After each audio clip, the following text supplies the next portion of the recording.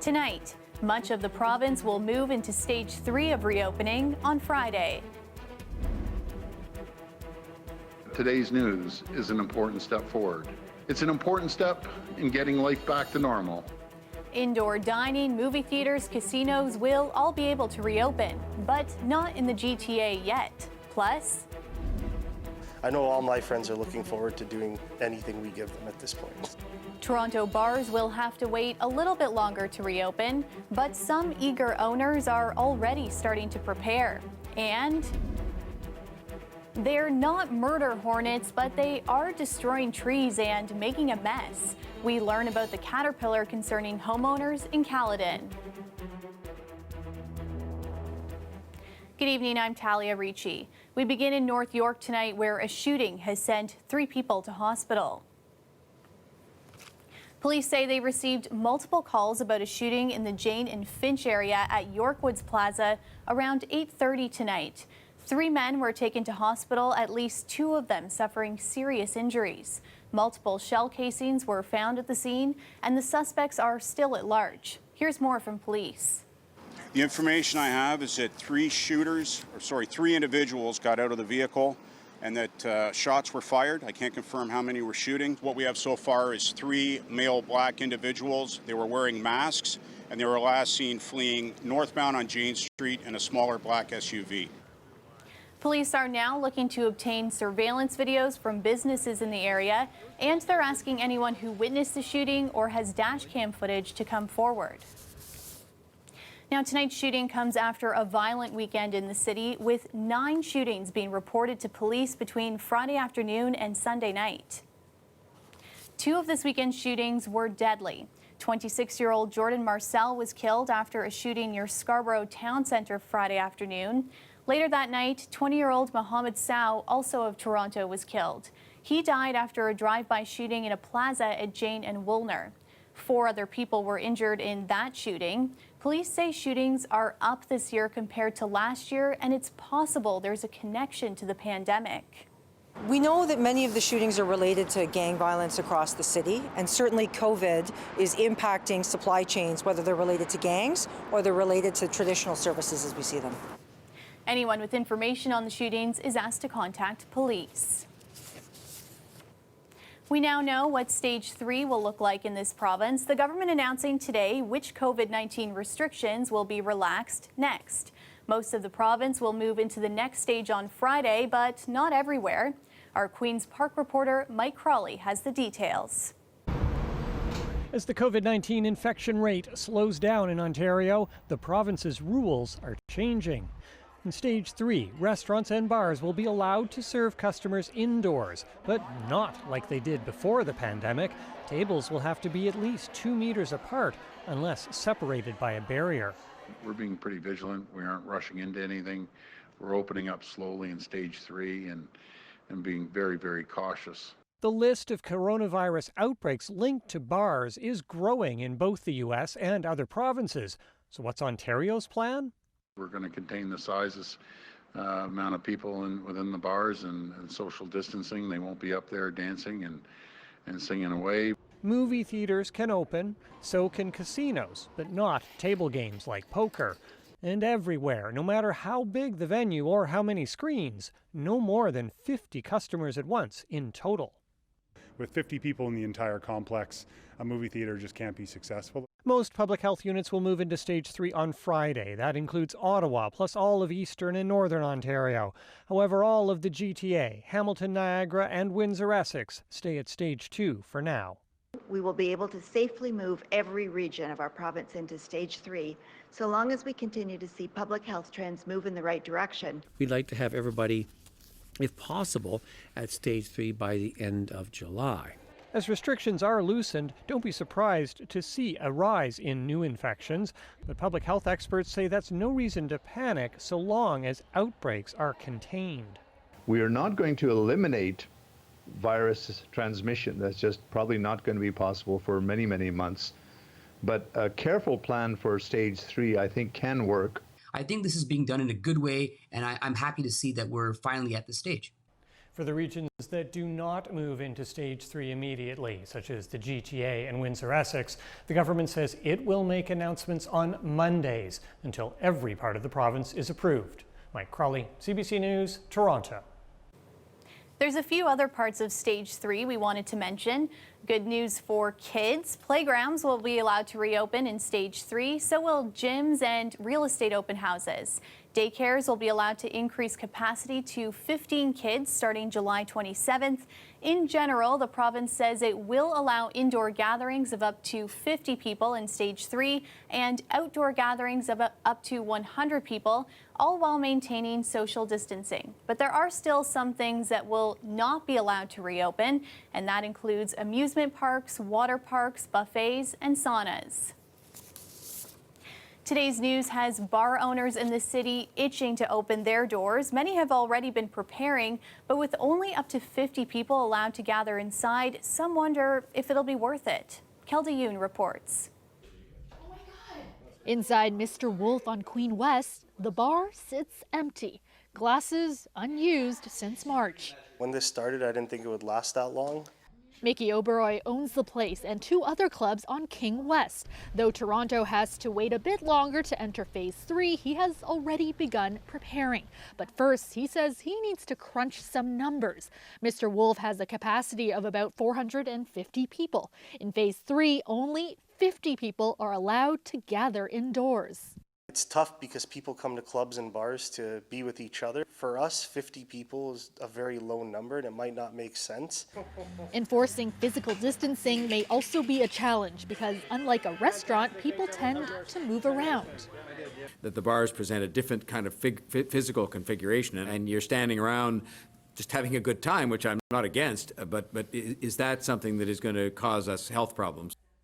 Oberoi is looking into installing barriers to separate groups, but he says it mostly comes down to proper enforcement. You have to vet your groups. You can't just let walk-ups come up at the door, and your groups need to know what they can or cannot do. We have roamers ready to go, so anyone who gets up, we're going to have to tell them, hey, you got to stay in your area.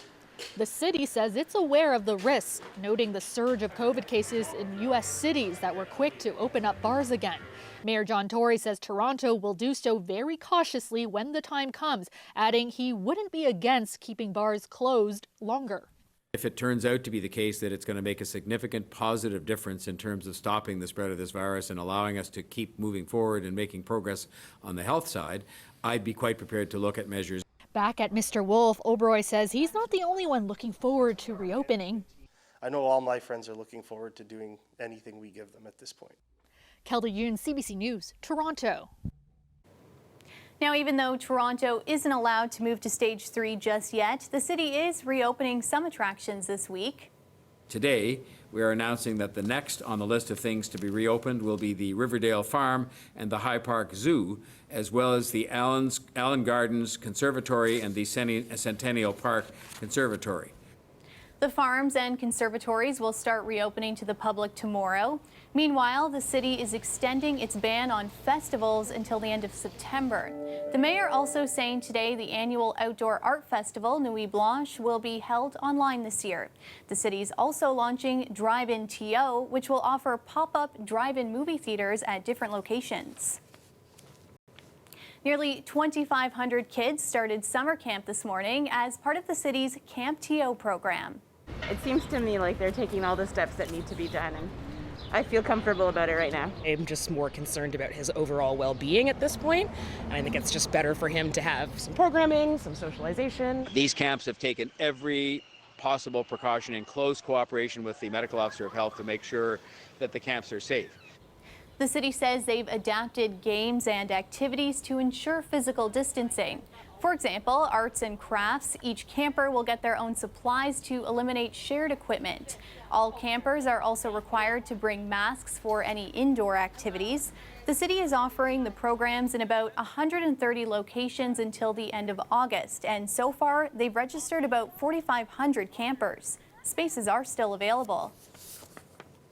For many small business owners, the only way to stay afloat during the pandemic was to turn to online sales. Now, according to a new survey, many of these business owners say they'd be willing to fully abandon brick and mortar stores for e-commerce. Angelina King has more. So half a lot. Nicholas Peach is used to hosting bartending workshops for groups of people at a bar in person. Now he's doing them at home, online. Classic Paloma. You know how to make one now. He says by going virtual, he doesn't have to travel or rent space, making it cheaper for guests. Sales are down, but he makes up for some of it by hosting more events and offering add-ons like delivering ingredients or bartending tools. We're actually, if I'm being honest, reaching as many, if not more people. So less money, but more exposure. He plans to keep offering virtual workshops even when he can go back to in-person ones, but other businesses are ready to take the full leap. A new study by small business lender Merchant Growth found more than half of small Canadian businesses don't have an online store, but 40% would abandon their brick and mortar locations to sell strictly online. The hurdles, they say, marketing and money. It's a completely different method of distribution, and it requires a different set. It's also very competitive online. It's a struggle. Orly Choilovich closed her kids' store in May to avoid going into debt. Now she just sells online. I felt stuck. I knew it was the best decision financially, but I loved my store so much. She says e-commerce is challenging, especially doing it all by herself with 2 kids at home. Plus, sales are down. I really hustle. I take my kids to the post office pretty much on a daily basis. In addition to her online store, she wants to eventually reopen another storefront to give people that in-person shopping experience you just can't get online. But one expert says storefronts may never fully recover since the pandemic pushed shopping online. That's going to cause, I think, a significant shift among many retailers. And is one of the reasons why we're likely to see a lot of business casualties before this is over. He says nearly 15% of Canadian small businesses are considering bankruptcy or closing for good, and encourages shoppers to support small business online or in person. Angelina King, CBC News, Toronto. After the break, what does Stage 3 mean for workplaces and offices across the province? We'll look into that coming up. Plus, well, a cooler day today, but temperatures are headed back up to that 30 mark. We'll have your full forecast after the break.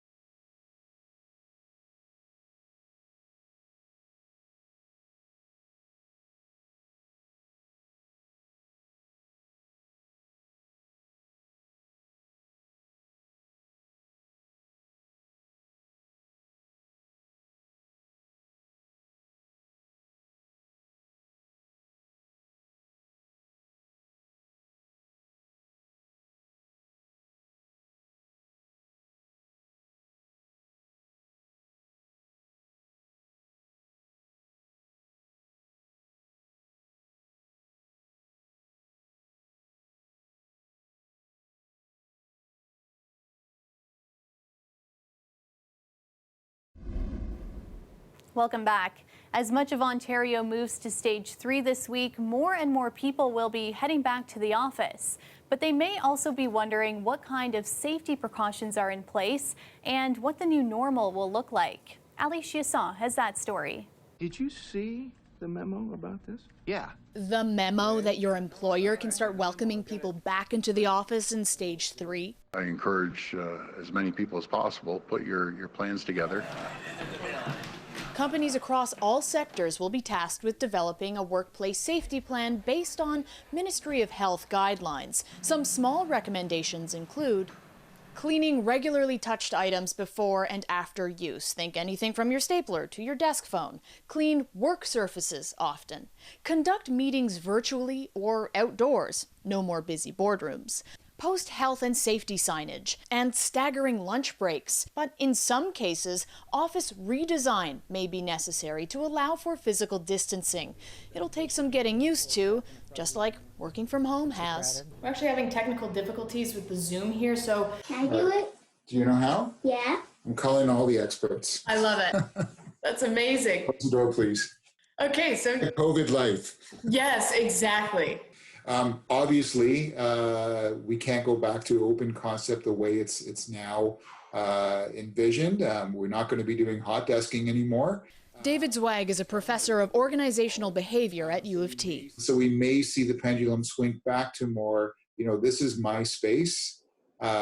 I own it, and I sit here every day as opposed to a free-for-all every morning as people rush in to get the better spots in the office. And then there's capacity restrictions. Employers have to figure out the capacity of their workspaces and how many employees they can physically bring back to work and who doesn't need to come back to work, whether we go on a hybrid model or a shift kind of model where some of us go in Monday, Tuesday, some of us go in Thursday, Fridays. Doing this gradually is important.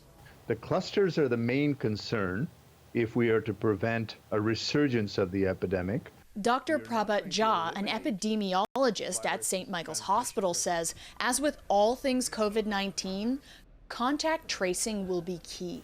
It'll need public health capacity and also need much better data than we have currently. Zweig says companies have a big role to play in this. That includes checking your temperature at the door. If it includes contact tracing, they should absolutely be doing that. And I think it's really important to have a conversation with your leader, with your manager, with the organization itself, saying, and asking about what are you putting in place to ensure my safety. Ali Chiasson, CBC News, Toronto.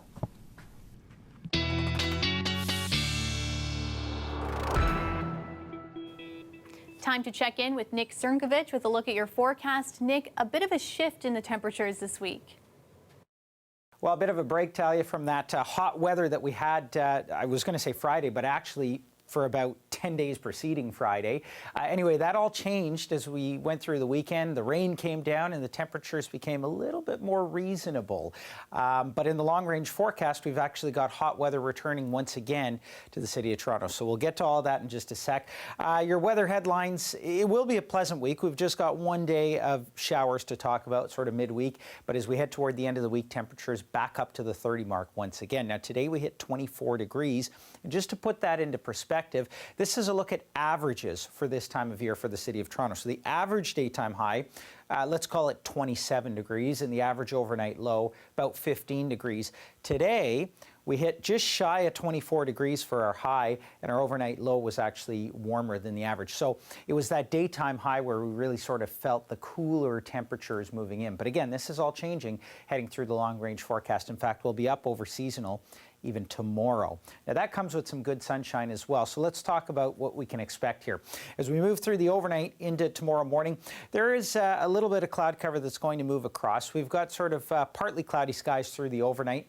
Then into tomorrow morning, I think we'll see a little bit in the way of cloud cover. I do expect it to be dry in the city of Toronto, but this particular model, and this is the only one where I'm seeing it, is picking up on some small showers. So there is a chance outside the GTA we might see a few spotty showers, but I don't think we're going to see that in the city of Toronto tomorrow.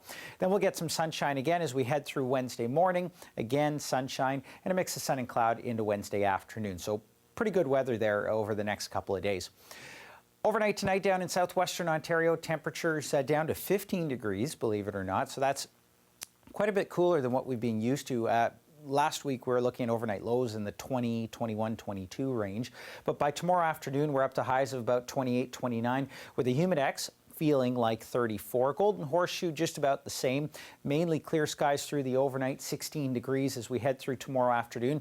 Highs to about 27, 28 degrees. And humidex sitting again somewhere in the neighborhood of about 32 to 33 around the Golden Horseshoe. Long range forecast plays out like this. 28 tomorrow, 27 on Wednesday. There's the showers on Thursday, but by the end of the week, we're up to 30s with the humidex in the high 30s. Talia. Thanks, Nick. The weather is brought to you by Trane, the most reliable heating and cooling brand. We test, so it runs. It's hard to stop a train. The Leafs getting their summer training camp underway today. The team taking to the ice at Ford Training Center in Etobicoke. Austin Matthews was on hand after reportedly testing positive for COVID-19 last month. The Leafs were in a playoff spot when the NHL season was halted because of the pandemic. The team is now preparing to take on the Columbus Blue Jackets in a best-of-5 qualifying round for the playoffs. Toronto has been designated one of the NHL hub cities. And after multiple delays, the Toronto FC were finally back in action this morning. Larea. It's the final whistle. The game ended in a draw.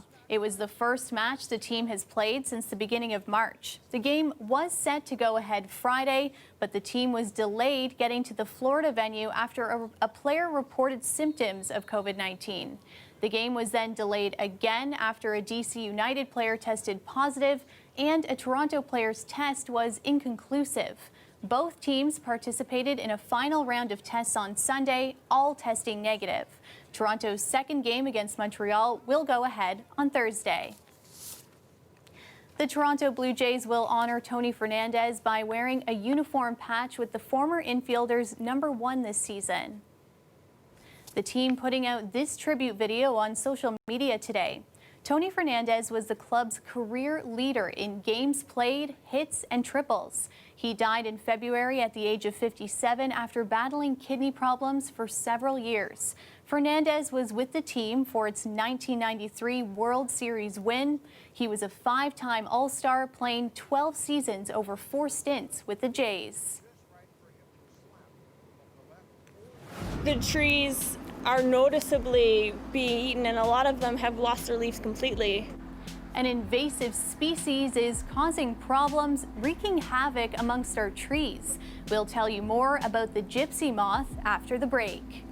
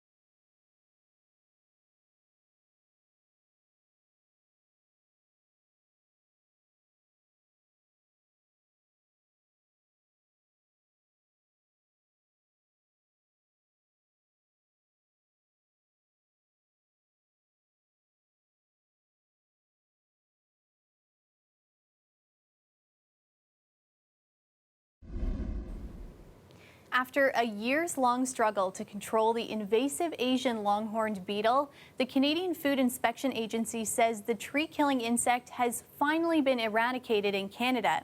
But as that struggle ends, another begins. In Caledon, residents are dealing with another disturbing insect these days. Take a look. And this one behind me is covered, big clumps of them. Fuzzy caterpillars are taking over Caledon. It's nasty, really has. The unwelcomed guests sometimes drop in on people's porches and pools, into their drinks. Oh, and they poop everywhere. They're terrible, and it's what they drop on the driveway. That's the problem. Hordes of gypsy moth caterpillars are being reported around the province, but Caledon is a hot spot. This invasive species expert says they've been getting a lot of calls from concerned homeowners watching their trees get eaten, sometimes completely stripped of their leaves. A healthy, mature tree can usually withstand a year to 2 years of leaf loss before it shows long-term health effects. It's about every 10 years where you really notice a big boom of them. And of course, 2020 is the insect's chosen year. A statement from Caledon's Town Council warns homeowners that the municipality won't intervene if a caterpillar breakout happens on private property. This is the worst it's been. Wayne McTaggart says an arborist advised him to tape a belt of duct tape, sticky side out, around his trees. I had a couple trees sprayed. Hopefully that helps them out. Here's another strategy. So you can take burlap and wrap it around your tree at about chest to head height and fold it over so that it makes a little shaded pocket around your tree trunk. And you can lift up the burlap and the caterpillars will be hidden under there, and you can scoop them out and get rid of them. By soaking them in a bucket of soapy water or crushing them. Alternatively, hold tight till the circle of life turns these creepy crawlies into fleeting gypsy moths. They're kind of cute. Well, that's our show for you tonight. Thanks for watching. Dwight Drummond has your next local newscast tomorrow at 6. And I'll see you back here tomorrow night at 11. Good night.